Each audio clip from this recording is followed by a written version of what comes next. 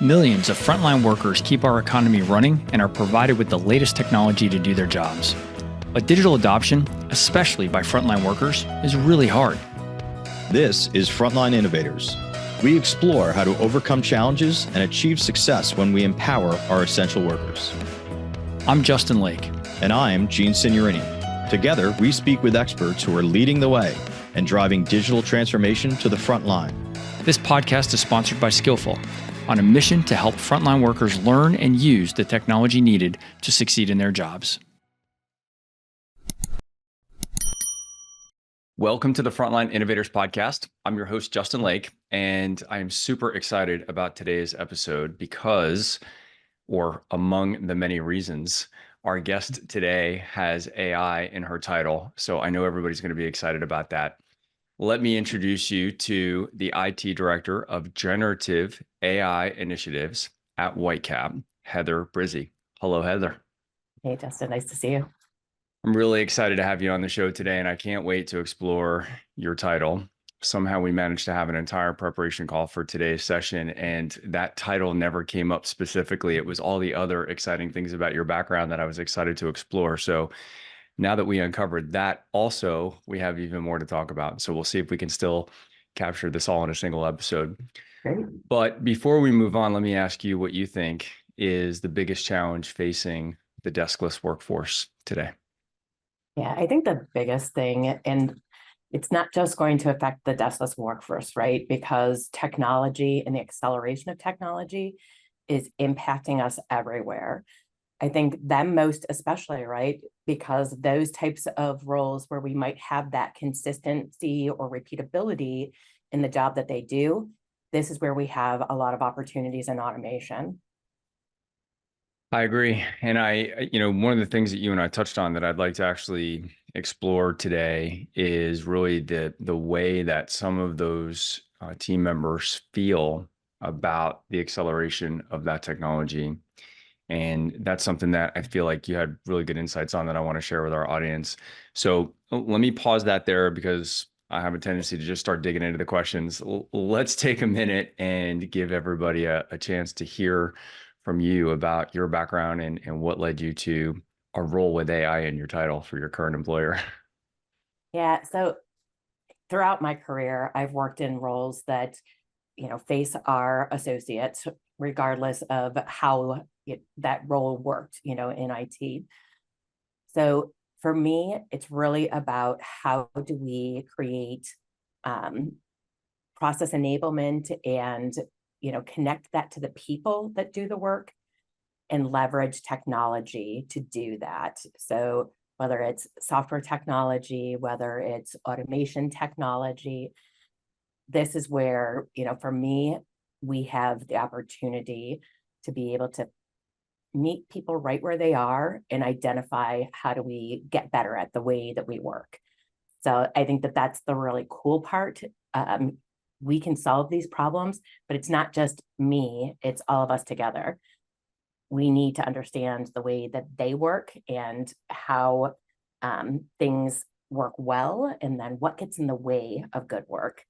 And that's where the genius starts to happen, is in that collaboration, and sometimes even across spaces that are not the direct workers, and those innovations from areas outside of the space that we're working in, we're trying to solve problems for. What do you mean not the direct workers? I didn't follow you through that part. Yeah, so as an example, if we're solving a problem, we may not look at, just how it works in IT. I'll give that as an example. Mm-hmm. We look to manufacturing and think of lean processes.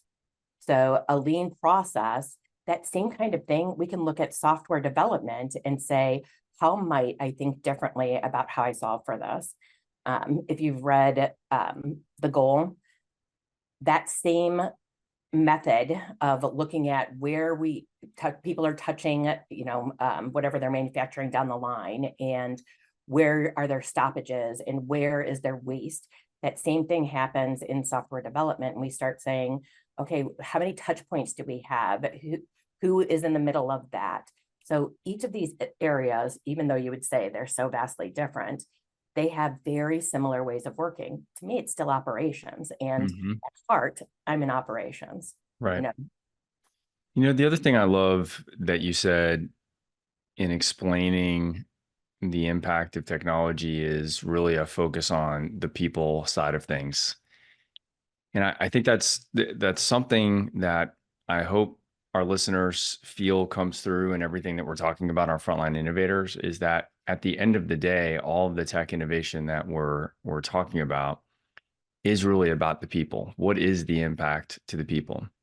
There are certainly times, and actually this will probably come up a little bit when we talk about generative AI stuff. There's certainly times when technology can reduce the need for some amount of human interaction. But in very few cases does it eliminate people. And so we have to find a way for people and technology to coexist so that the tech is serving the people and not just the other way around, you know? And I love that comes out in everything that you talk about. Yeah, I think this is where we've got to look at the job transformation. So as I talked about, in your first question, it's really about the way that I work today will not be the way that I work tomorrow. And that is because my technology is changing, the robotics are changing, the tools that I'm using are changing, and maybe even what I produce is changing.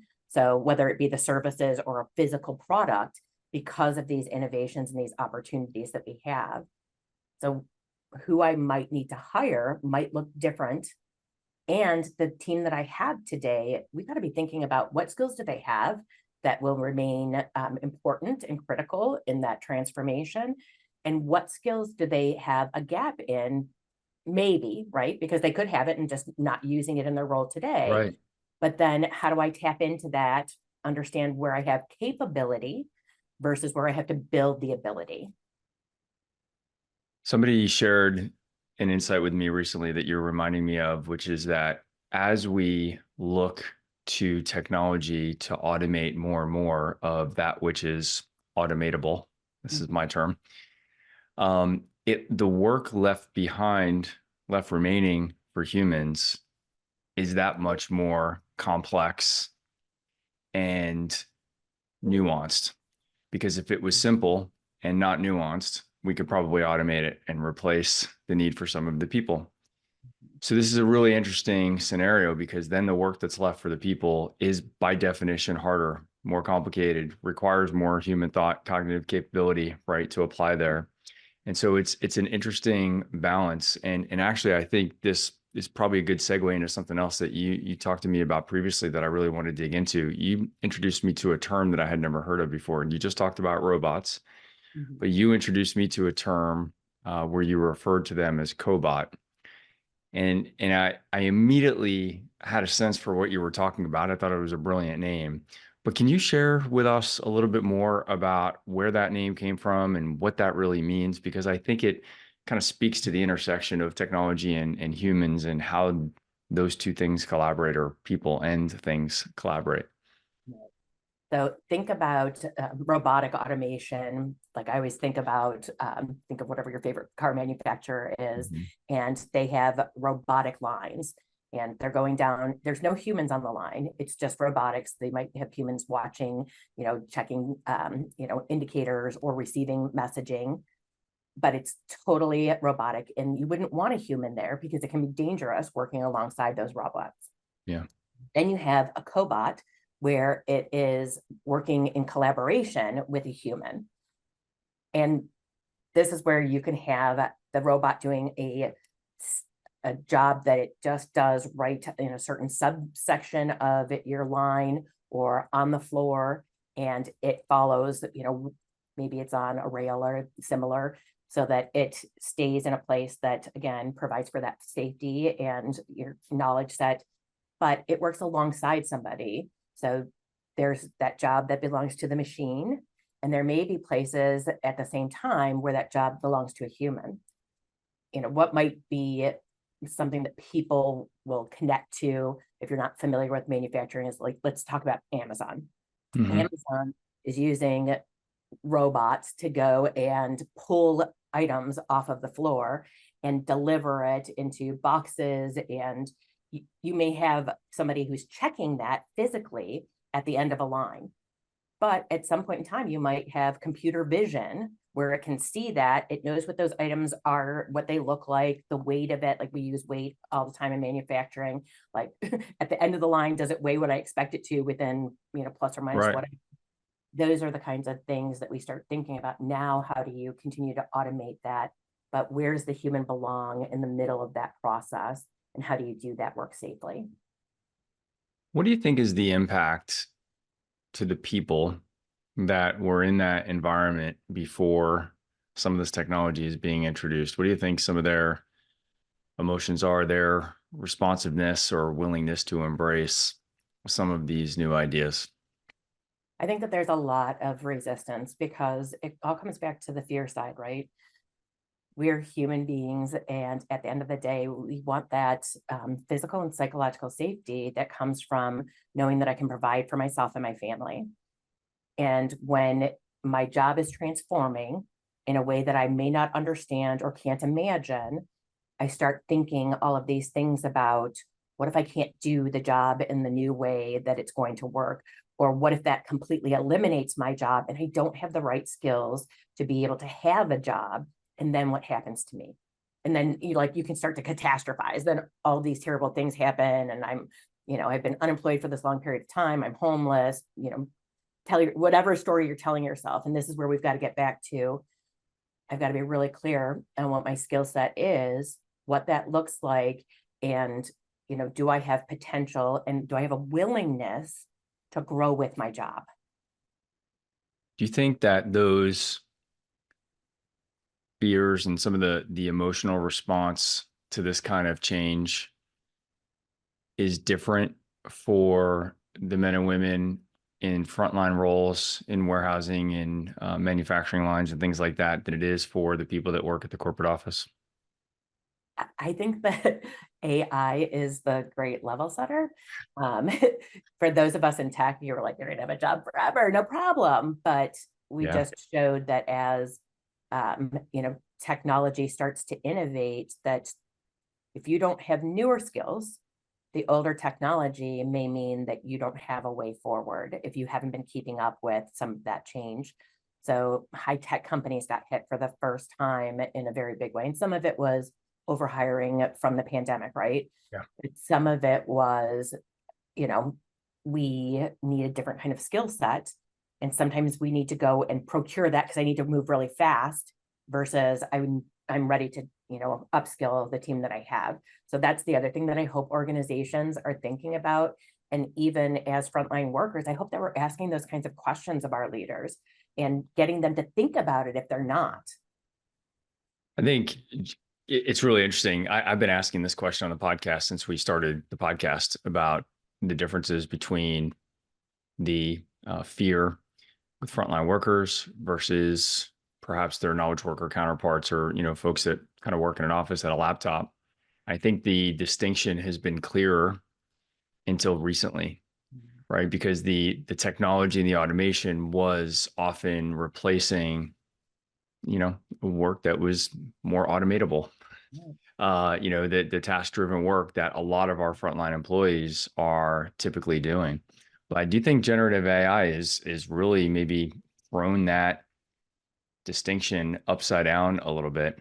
It's still probably different, but it's maybe not exclusive to one or the other now, like I think it may have been before. I do think I agree with something you said, by the way, which is I think a lot of the tech layoffs that have made a lot of media lately were just due to overhiring and things like that probably should have never happened.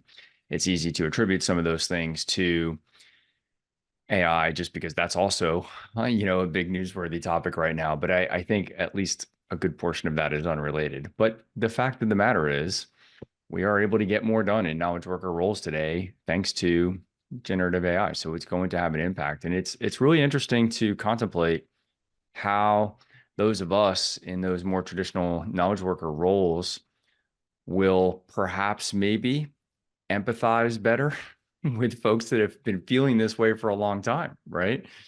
I think, marketing agency people, for example, that are doing a lot of copywriting and stuff, like, yeah, they're probably questioning some things, right? Now they're looking for all of the things that AI doesn't do well right now. And they're saying, see, that's not going to be, they're not going to be able to replace me. Maybe not entirely, but if we had a team of 5 before, will we need a team of 5 in the future, or will we need just a team of 2, right? And so those same risks that apply to our friends in manufacturing and warehousing and stuff like that, I think are now going to impact knowledge workers. Yeah, I think that that's interesting. Like, think about the growth, and this happens, every time we have a change like this, that, in the industrial age, right? You have this displacement that occurs. So that I might not be hiring, like in the old days, they've used like secretaries, or, I may have the need for iron workers in a different way because I'm not laying as much rail, those kinds of things. But now I need to think about, what is this new subset? I grew up in hospitality before I moved onto the technology side, and I still have a deep passion in that space. And somebody asked me the other day, do you think that generative AI is going to displace people in hospitality? And I was like, absolutely not. But I've changed my mind.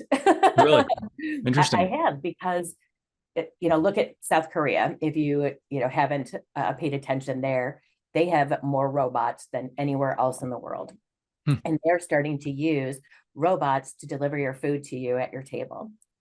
So it may not catch on as quickly here in the United States, Yeah. but we've already got a proof of concept that is real and in action. And even during the pandemic, think about how, the hospitality industry had shifted to, this delivery, and, brick and mortars like Applebee's aren't, they were still building these really large restaurants, and they were like, gosh, I wish I'd known this, or had this foresight at the time that I was making those decisions to, invest in my brick and mortar, because I might have expanded my delivery side. And, how do I then structure my kitchen to be able to meet this need? Or Chipotle, like, that's something that irritates me as somebody that's worked in food service. I'm like, this is so easy to fix. Like, how long an order takes, how long it takes to, we have all this data, figure out what it takes for each of these orders, and then do better prediction Yeah. about how quickly can they get through it. What does this look like? How many can you finish at a time? So that I give good predictions to the people that are going to come pick up, so that you don't frustrate the customer and you create a raving fans customer experience. Right. Yeah, it's interesting to think about hospitality and technology. We actually had this debate on our internal Slack channel at work this week, because somebody was advertising to me about investing in a company that flips burgers automatically, right? Because of labor costs going up and minimum wages going up, and say it's creating some demand for some automation on the very physical elements of restaurants. And what was funny to me is, when I first saw this headline, I thought, what I'd really like is, I'd like a better way to interact with the restaurant. I don't go to fast food a lot, but when I do, I actually would prefer to use McDonald's app than to talk to somebody through the drive-through. The app, I can understand it. It understands me. we have a very quick interaction. My order gets placed, and the odds of my order being accepted accurately and then being produced actually go up substantially when there's not a human involved. And it's a shame to say that, but that's true.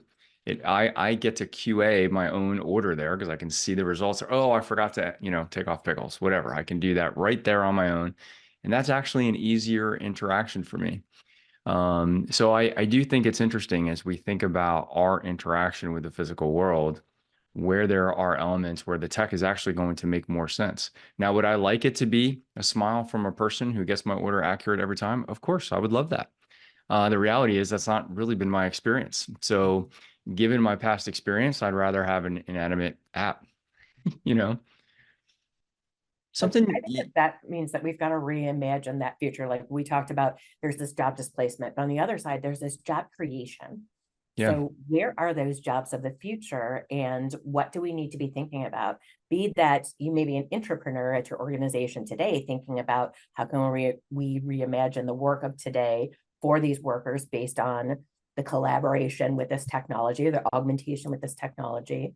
But what if also we could create businesses much more easily that can then employ people with these skill sets to then do something new. And I think that there's been a lot of that recreation and Yeah. innovation, in the United States. That's something that we're also known for.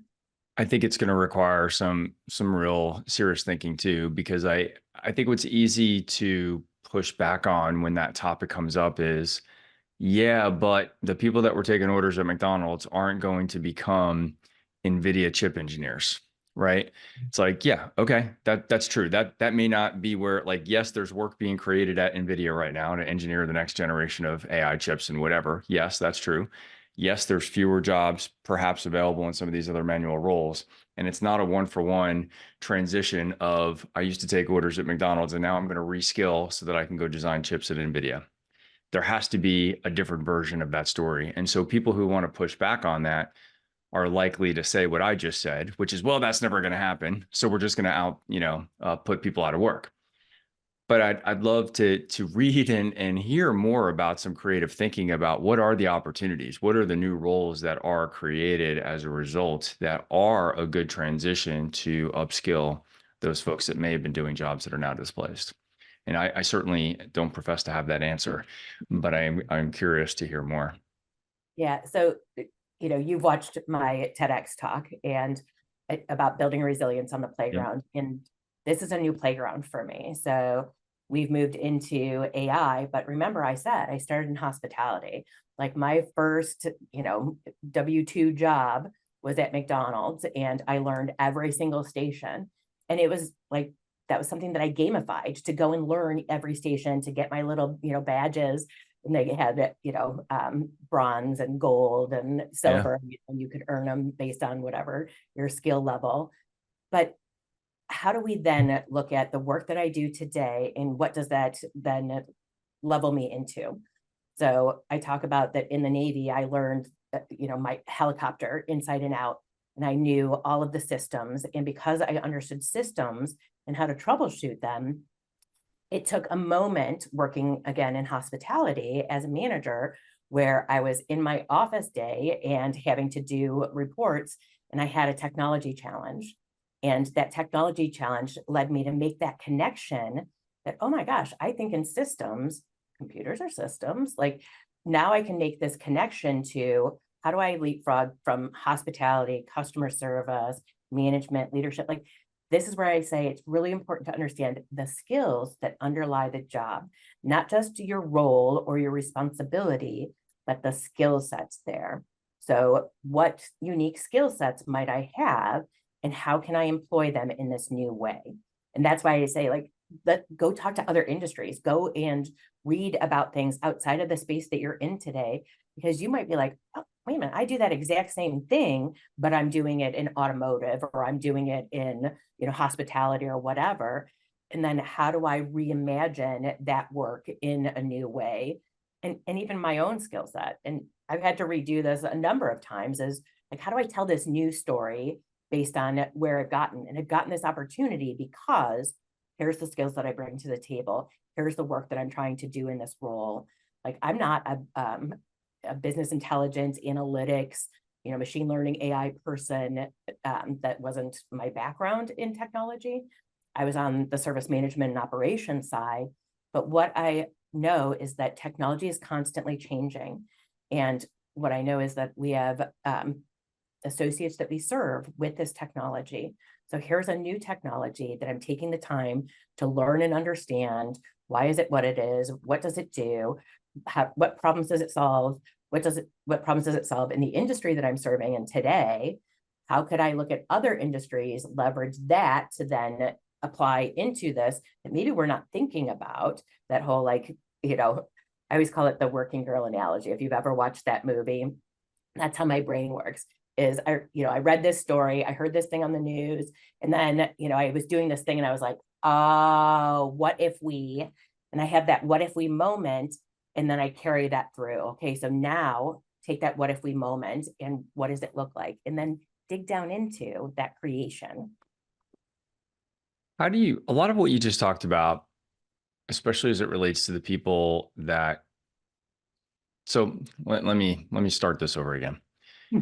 Not everybody is going to be as naturally adaptable as what you just described in yourself. And that's where I think some of the fear from people affected by these technologies really comes from. Maybe they don't have the same natural predisposition that you do to say, hey, somebody moved my cheese, but let me figure out how I'm going to go, master this. And so I think the default emotion for a lot of people is fear and vulnerability associated with somebody else moving their cheese, and they feel like they can't impact their future in that way. It feels to me like communication and mentorship, coaching is a big element of this, but I don't know that it seems to me that it's something that we're not doing a great job of. And that's a big generalization, but I'd be curious to hear about how you tackle that, and even in the cobot scenario where you were involved in implementing automation into, shop floor scenarios. How did you communicate with the people that were going to be affected by that in order to let them see a future? Maybe they didn't automatically go there, but how could you guide them to see that there's a future where these things can coexist together and you can still be successful? Yeah. So we had an SVP at my former organization, and he was the one telling the story about the cobots. And after he presented to us in IT, I, called his admin and I'm like, hey, I would really like to have a conversation with him. He offered that as an opportunity at the end of his presentation. Could you schedule some time for us? And so she got me on his schedule. And that was the question that I asked him, because I was leading change in another area of our organization on the IT side. And I wanted to know, like, this large global organization, this is a big change. And I know how much fear we're having just in IT from digital transformation. So how do you do that when it's a very big, like, who moved my cheese and this new way of working? And my head goes to, okay, now we've got to think about reskilling and skill sets, and how are you preparing this worker? How are you telling the story? Like, the whole thing.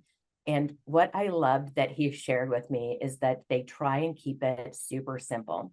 They picked 4 words, to outline where they were going and the importance of that change.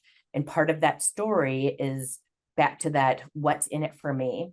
So as the worker whose work is changing, was helping them to understand that we're choosing consciously and intentionally the parts of your job that are dangerous and that you hate. So that's where we're starting this, conversion into what we're putting into the robot's hand. So, I've heard as we move into this automation journey, if it's dirty, if it's dangerous, if it's dumb, and dumb meaning like, it's Repetitive really and repetitive, right? yep. Like, these are the kinds of things that we want to move to automation. So he's already hit, this is a safety concern. We see more injuries in this type of, role or this activity within the warehouse than any other. And that's the first place that we're going to solve for. Yeah, let's go put a machine there first. Yeah. Right. Exactly. So here, that's the what's in it for me. It's for safety concerns. You guys already hate it. And it reduces your longevity physically for being able to do this job. So I'm going to move you to jobs that are less, wear and tear on your body, so that you can stay in, continue to work for this, great company that you like to do this role, but your role is going to be slightly different because we're going to take those things out of the way. Yeah. And so how did that work? How effective was it in actually helping to smooth things over a little bit with the folks on the edge of the business? Yeah. I'll say that as with any change, there's people who are like, yeah, I get it. This is great. I'm so excited about it. Those early adopters, and they come with you. Then you get that middle tier and they're like, I'm not sure I trust you. Like, I'm kind of going to have to see it to believe it. And, I shared this with you in our initial conversation. What I loved that he said was, this is where we've got to be really crisp and own that we're making this decision. And we're basing that on what we think and believe is the right way forward, but we're going to stumble and we're going to make mistakes. So this is the whole, we're experimenting. We think that this is how we're going to do this, how this is going to work, what it's going to look like. But if we're wrong, we're going to admit that we're wrong. And, he said, like, we'll fall on our sword and admit that this happened. But here's what we learned from it. This isn't about blame game. This isn't about like, this is over. We're not doing this anymore. This is, I'm going to take this learning. I'm going to adjust my approach and I'm going to continue moving forward. But I'm going to be honest with you about that because the plans that I told you we had may look different. And that's okay. But let's go here together and let's have that transparency that says that this happened, we owned it, we learned from it, here's the next step. And I love that. And, that's something that I embrace. I think clarity and transparency are so important. Like Brene Brown talks about clear as kind. And that is my favorite message right now, especially when you're leading change, is that be clear about what it is and what it isn't, and that we're going to get there together. And that I want your feedback. That if you think that this is dumb, that it's never going to happen, let's talk about it, because maybe there's something that that I don't, or something that you see that I haven't thought of yet. Or maybe I know, but I didn't know to tell you about it. And let's have that conversation. Yeah, it's almost that we know you're going to know some things. We know you're going to see some things that we don't know because we've been sitting in a conference room, over at the regional office or whatever. And so, yeah, we really embrace that. And I think your example, this story, is like a clinic on how to handle communication with frontline team members. And so I feel so appreciative that you shared that story, and it must have been awesome for you to have been part of a team with a great leader who really embraced this idea. I think that really just sets the right tone for the change that's happening. It doesn't come across as arrogant and we know everything and you know nothing, and we're imposing change for change's sake, which is sometimes how I think it's felt by those folks. But to embrace them and change in a very authentic way, I think that's super powerful. And you talked about trust, and trust comes up. It's probably been mentioned in 80 something percent of the podcasts that we've done, this concept of trust and authentic communication. But how people go about doing that, like trust isn't a word that you just get to say and put it on a PowerPoint deck and impose it on the process, right? You have to earn it, obviously. And I know it's, when I'm saying this, it's like, of course, Justin, but the reality is few leaders actually demonstrate the behavior to earn the trust in the way that you just described. So I think that's a perfect case study. Yeah. The other thing that I think is really important when we're leading change is building that psychological safety. Mm-hmm. So trust is a foundation to be able to get to psychological safety, which means that I'm going to have to say hard things. And then they may be things that you don't like or that you don't agree with, but I'm willing to have the conversation. And, I always say, to my teams, one of the first things that I say as I lead a new team is, I'm, a human being just like all of you. And I'm going to, sometimes make decisions that you don't like, that you don't agree with, but I am open to hearing all of that. Because sometimes I'll go in and I'll tell, my team something and I'm really excited or really passionate about it. And people think, okay, well, she sold on her own idea. Like that's what we're dealing with. If you think I'm wrong, let's have the conversation. And I don't want my confidence to ever tell somebody that this is a done deal.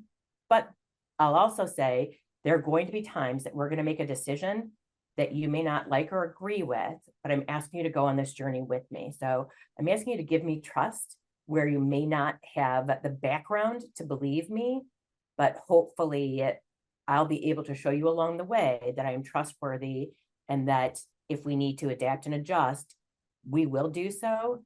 And I'll be willing to say, how do we change this? And if you make a decision or, do an implementation, make a choice and it takes us in the wrong direction, that I'm not going to be like, oh, you're the worst, you can't do your job and you're unsuccessful. I care more about like, how did you get to that decision? Like what led you to that? Like, what was your thinking behind that? Because I want to understand, how you got to that end result. And like, what do I need to be more clear about in the future so that we don't end up there, right? Right.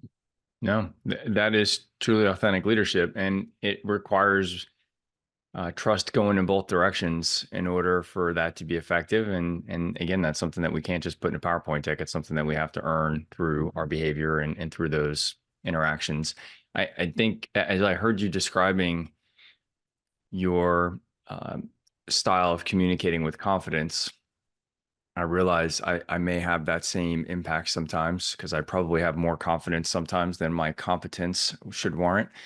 And so as a communicator, I may come across with ideas and seem, I am typically pretty emotional and passionate about the ideas that I'm suggesting, but it may come across as something that I am also not open to feedback on. And I appreciate you sharing that. That's something I don't know if it's been, I don't know if I've been self-aware to notice that, but I could see that having an impact. And it's certainly, I can tell you it's in my heart and mind to be open, but I can also see that my communication style may not send that message, in my body language. So that's something I'll have to reflect on after today and think about that as I communicate, with my team and with customers and stuff like that.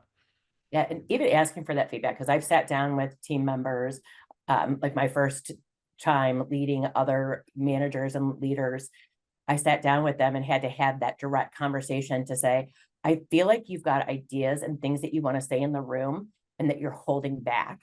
And what I'm asking you is to not do that. And that I don't think that like I'm the smartest person in the room. Like each of you is there because you bring the value into the room. You have insights that I don't have. You have depth and experience that I don't have. And even if I didn't hire you, I value you because of the skills that you bring to the table and the insights that you have. So I'm inviting you into this conversation to be able to do that. And that was huge. Like I've never gotten pushed back on more in my life than when I made that clear, but it was good pushback and Perfect. healthy conversation. Yeah. And the team grows and that's really the result you're looking for, right? That's fantastic. We're coming up short on time already, and I haven't even gotten into your role. So I need you to give us a few minutes. As I said at the top of the session today, you're the first person that I have interviewed now who officially has generative AI in her title. So what does that mean for you? What is that? What are you spending your time doing as we explore this new frontier? Yeah, the biggest thing is in understanding what is generative AI and how would it benefit us in the construction supply and distribution space. And then working with our leaders, from senior leaders on down to be able to understand where do these use cases exist, where generative AI might be the solution. And I'll say I found that while my initial focus was on generative AI, there's so much automation opportunity. So I've started having conversations around intelligent automation. And this goes back to like it's people, process, data, technology, all of this together. And that's what we've got to start thinking about. What is the use case or the problem that we have in our organization? What are the outcomes that we want to drive? Where do we have consistency or repeatability? Where do we have rules-based processes? These are all ripe for leveraging automation. And where generative AI becomes more beneficial is when we want to have that natural language, and I'll say a step beyond that conversational AI that you get with an Alexa or other bot that is trained on very specific types of interactions, where it's creating that novel content based on that training that it's had to be able to have more of a conversation like you and I are having. And this is what I'll invite everybody to do, to get curious. So part of the example that I gave to some of our teams today as we started to explore like what could this look like in your area was go out to your favorite chatbot, Bing Copilot, Claude, Gemini from Google. If you're using Google search today, you can easily switch to that. All of those opportunities start there. ChatGPT, it's the biggest, probably the most well-known, but you could do it super easy just on Bing or Google Chat. And go and start to interact. So start with the curiosity of today my job looks like blah, blah, blah. What is the risk of automation in my field? What are the kinds of skills that I have in my job today that I could apply to another job? And what titles would those jobs have? and then go and explore. That's the opportunity, is that now I can reduce, maybe I don't have to be as vulnerable because I'm talking to, an automated attendant of sorts. In that interaction, I have this artificial intelligence. It's not going to judge me. It's not going to, think things about me. And I can get to information and dig deeper and continue questioning on that same line with that bot. All right. Something you just said is actually really interesting, because part of what we talked about at the top of the conversation was how knowledge workers now may have some of the same emotional response to new tech innovation, vulnerability, and anxieties around the potential for technology to replace them. And what's really interesting about something you just said is how, applied correctly or with an open mind, interaction with AI can actually be your way to communicate without having to feel vulnerable, without having to feel anxious about asking, you didn't say it this way, but asking dumb questions, right? That maybe you wouldn't feel comfortable asking even your dearest mentor, where now you can go into ChatGPT or one of the other tools and say, hey, this is what I'm thinking about. What, give me the top 5 things I should be thinking about to go research, right? That's a really fascinating way to kind of spin that around from something that could otherwise be seen as a pretty strong negative, and really flip that around into something super optimistic and positive for humans. And I hope that that helps people, because for me, it's been the greatest thing is collaborating with the technology that I'm trying to implement, because it gives me an opportunity every time I do this presentation. Like I presented to operations today. So I went in and I was looking at operation specific things. And then I chose from those answers between the conversation with me and AI that said, how would I apply this in our organization, knowing what I know that we're facing today? And then I can pop those up there and they're like, oh, I was thinking about this, or that's really interesting, or, oh, you made me think about something that I wouldn't have considered before. And that's the moment. Yeah, that's fantastic. I do think when you mentioned things like Alexa, and I'll add Siri to the mix as an Apple user, it is those interactions that we've become accustomed to over the last 10 years are very transactional and very, kind of single thread. It's a question and an answer and a question and an answer. And one of the things that I'm just personally delving into that is truly inspiring for me, I'm using ChatGPT mostly, but being able to frame a conversation with this bot, this AI, whatever, this system, and give it some context. Like I find myself investing a little bit more on the front end. Like, hey, here's what I'm trying to do. I'm trying to accomplish this. And one of the concerns, the reason I'm asking you is because the approach I took before was this way, right? And I'm about to copy and I did this yesterday, and it was the first time I felt like, oh my God, I'm actually having a conversation with a machine here. But I said, don't give me a response right now, because I need to paste something else that I don't have access to. I was working on a statement of work, said, I need to grab some language from this agreement. Don't give me a response until you've had a chance to see this other language. And I was like, oh my God, this is really a transformation for me. And so ChatGPT came back and said, like, in very human terms, got it. I'll stand by until you send me that other, when I had a chance to go back and pull out that old draft. And I was like, okay, I just felt this just literally happened yesterday. I felt, okay, I just made some kind of transition. Like my interaction personally with these AI tools just kind of went to a completely different level. And it felt a little bit creepy and amazing, all at the same time. And I think that's probably what we're going to all experience to some extent as we continue to evolve with this stuff, right? Absolutely. Yeah. So I don't know if anybody's going to use that. OpenAI is probably not going to change their marketing to say, creepy but awesome. You But never know. if they're looking for marketing advice, they can call me.